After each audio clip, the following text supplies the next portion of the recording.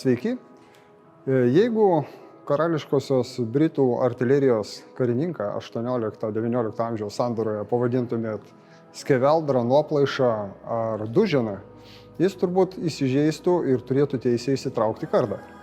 Taigi Henris Šrapnelis yra vienas iš didžiausių inovatorių artilerijoje ir būtent jo vardu yra pavadintas skeveldrinis sviedinys užtaisytas gatavomis kulkomis. Šie sviediniai naudoti Pirmo pasaulinio karo metais ir yra prototipas arba vaikaitis to, ką išrado Šrapnelis. Tiesą sakant, tai, ką pagamino Šrapnelis, buvo naudojama daugiau kaip 100 metų.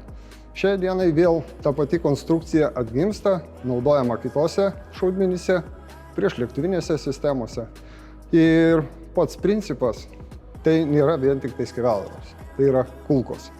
Būtent gatavomis kulkomis užtaisytas sviedinys buvo vadinamas Šrapnelio vardu. Veikimo principas labai paprastas. Priekyje laikrodinis sprogdiklis, korpusas užtaisytas gatavomis kulkomis, šratais ir viduje yra parako kamera.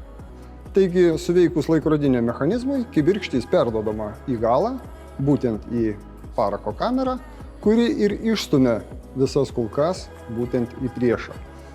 Principe, kaip skraidantis medžioklinis šautuvas antims medžioti. Tai vienas veiksmingiausių to meto ginklų ir būtent Šrapnelis veikia ne tik tai savo korpusu, veikia ne tik tai inercija, bet būtent kulkomis.